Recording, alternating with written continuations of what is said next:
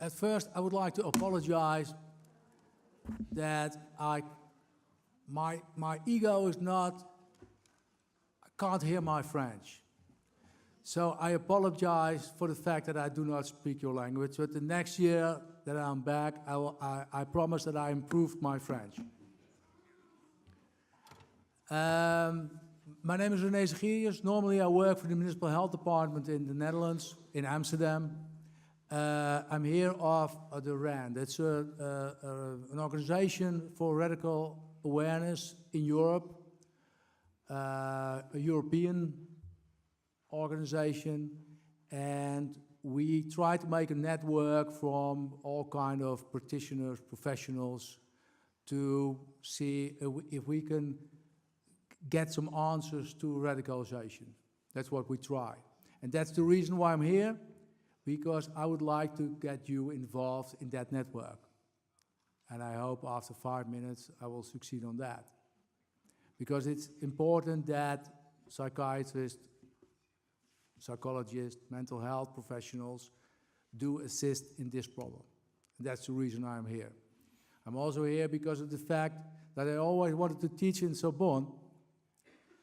And this is the closest I'll get to an academic profession there. So this is an opportunity for me as well. I'm sorry to start with that. Thanks. At first, I would like to thank Claudine Bodino from the CIPDR to invite us here, because he gave us the floor to ask you to join us. And I would like to thank you as well, because it's an honor to be here. And I would like to thank Ms. Blumenkrantz to organize it here. It's perfect organization. We could learn something from that as well. So thank you for that. I was asked to tell you something about my impression here in the conference and even give some recommendations. I will be polite about the recommendations. As you are a European, as I'm a European colleague of what you're doing. I'll keep it short, because we all want to go out, and we all want to, but it's impressive that you're still here. And that's one of the things that impressed me here, is that it's impressive that you all came. And it's impressive the amount of people, the amount of psychiatrists, the amount of psychologists and all other mental health professionals that came to this Congress. That's impressive. And now I have to stick to my rules. And elsewhere in Europe, it says something about your commitment. Elsewhere in Europe, there have been doubts and second guesses about whether or not psychiatrists and psychologists should even enter the field of radicalization and violent extremism, because they consider radicalization to be a political problem and not a psychiatric problem. They do not think it's a field of psychiatrists and psychologists should be involved in. To my opinion, you'll be a very valuable source we can put knowledge from to succeed at this good end of this problem. There have been spoken about many individuals that you are taking responsibility for. You are acting at this moment, and that's what I'm very impressed about. So you did decide to do something and start working on this problem. To my personal opinion, mental health professionals can play a very important role in understanding the process of radicalization and supporting other professionals in this field.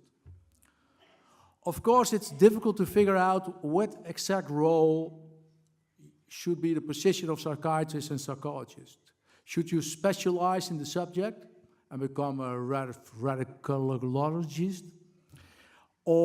And what methods are effective. The famous Dutch soccer player and philosopher Johan Cruyff always said, you have to shoot with a ball, otherwise you will not score. And that's just what you're doing. You shoot at a goal, and not every effort is a goal. But at least you try to make a goal. And if you do not shoot, you will not get a goal. Forgive me the fact that I talk about soccer in this serious subject, but it's the way we would like to express our feelings. It's good that everybody started working on a subject and with extremist people in your streets and jails and trying to figure out what methodology or treatment works. My Danish colleague already said, work with the things that work and stop with the things that didn't work. And that's, I'm impressed about during the visit that here in Paris. We gain expert knowledge not by talking about things, but by doing things and working with patients, working with subjects, working with radicalized persons. That's how we become experts. In the Netherlands, I come from the Netherlands, and in the Netherlands we do not have a lot of radicalized persons. We have more experts than radicalized persons. I don't know if it's wrong, but it sounds silly if I say it to you. It's good to see that you share your results with your colleagues.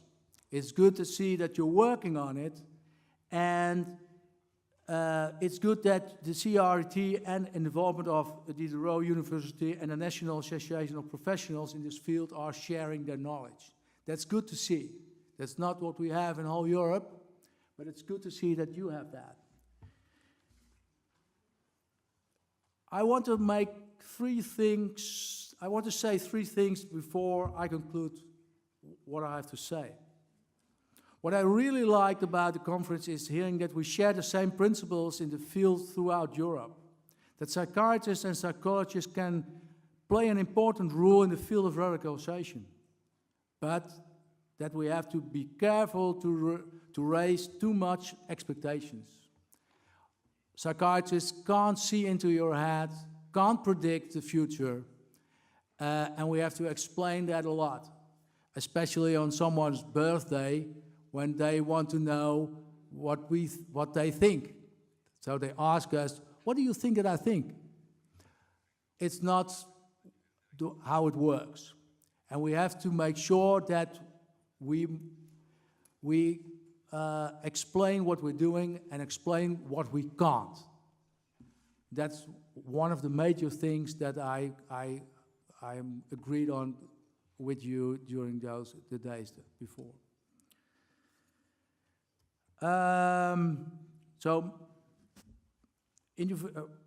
Radicalization is violent extremism has many causes, and we are not always the solution as mental health service. It's a complicated problem. Individuals can have psychiatric problems, but as such, radicalization is not a psychiatric disease. Many more factors have to be taken into account. Yesterday we heard about multi-professional approaches and multidisciplinary teams, and also cooperation with other institutes. My colleague and I, Crystal, we didn't hear much about the practical experience that you have in multi-agency approaches. Because in Europe, multi-agency approaches is one of the instruments that we use to solve this issue. You can't do it by yourself. The police is not able to do it by itself.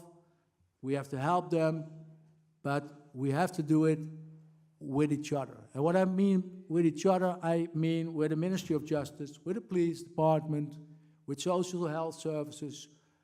We all have our particular role, but we have to do it ourselves, and we have to do that, to my opinion, in the multi-agency structure. And there is some experience here, there is some experience in Europe with that. You have a lot of experience in France, and I would like to invite you to join that experience with our experience so we get better in that. Another element that I was pleased to see was that to hear that France is involved in initiative in other European countries, like the VERA2, the risk taxation instrument specially developed for terroristic and extreme violence in prison.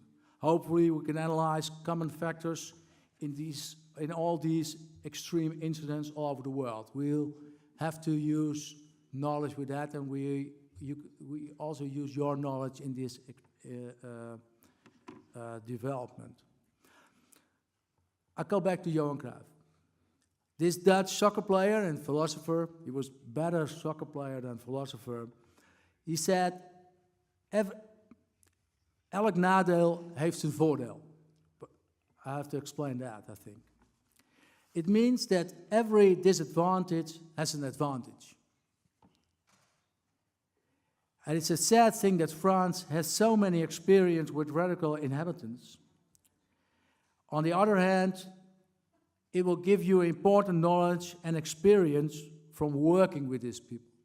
So you come from a bad situation, from out of that bad situation, Johan Cruyff said, you have an advantage. I hope that you're able to share that knowledge with us. And with each other and with the European colleagues, because you have much more skills developed than we have at the moment. And it's practical skills because of working. The third point that I'm impressed with is your commitment. I've never seen in the Netherlands and in the rest of Europe, I've seen a lot of Europe, so many people at this time of the day, on a Saturday, listening to other professionals. It can't just be the fact that you are polite. It can't be. I think that you are really committed to make sure that we're going to succeed in this problem. I think, it's a compliment for you. I won't. I have 20 minutes, but after 10 minutes, my colleague will kill me. And I hope, in France, the CIPD is already participating in all kinds of committees at RAN. I want to invite you, as our colleagues, to join our network. And if you join our network, we are able to invite you to one of our working groups around Europe to make sure that your knowledge not only ends in France, but we can use that to make a better European network. Thank you for that. Good enough? Thanks again.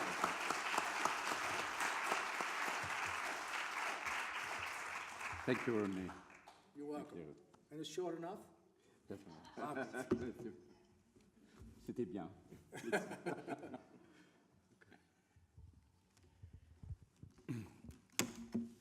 Oui, vous avez parlé de buts à atteindre, et je pense qu'un des premiers buts qui a été atteint par ces États généraux, c'est de permettre la pensée. C'est ce qui m'a semblé le plus important, parce qu'on a beaucoup parlé de la violence qui provoque la déliaison. On a beaucoup parlé de la nécessité de faire du lien entre les différents professionnels qui sont concernés. On a parlé aussi de respecter le sujet, parce que respecter le sujet, c'est sans doute la seule solution pour lui redonner son identité propre. Il m'a semblé aussi que ce qui était important, c'était le fait qu'il faille lutter contre la sidération. Et permettre ces états généraux, c'est aussi un but qui est atteint de ce côté-là.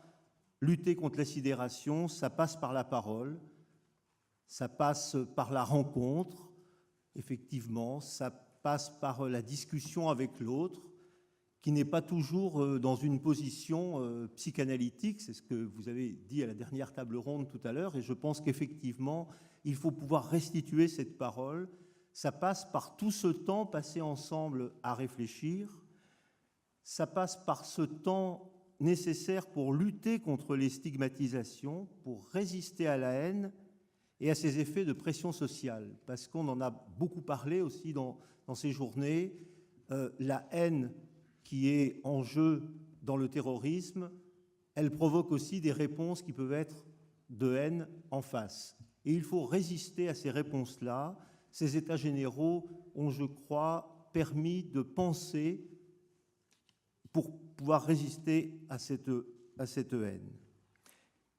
J'ai noté aussi l'importance du psychosocial. Il y a eu un certain nombre de questions, d'ailleurs, qui ont été posées, et les travailleurs sociaux dans tout ça. Vous avez parlé des psys et les travailleurs sociaux, et je pense qu'effectivement, il faut associer les travailleurs sociaux. Il faut accueillir toutes les personnes qui peuvent faire ce travail avec les personnes radicalisées ou en voie de radicalisation, parce que c'est en étant dans le lien qu'on permettra de lutter contre ces forces de déliaison que sont la violence. Merci.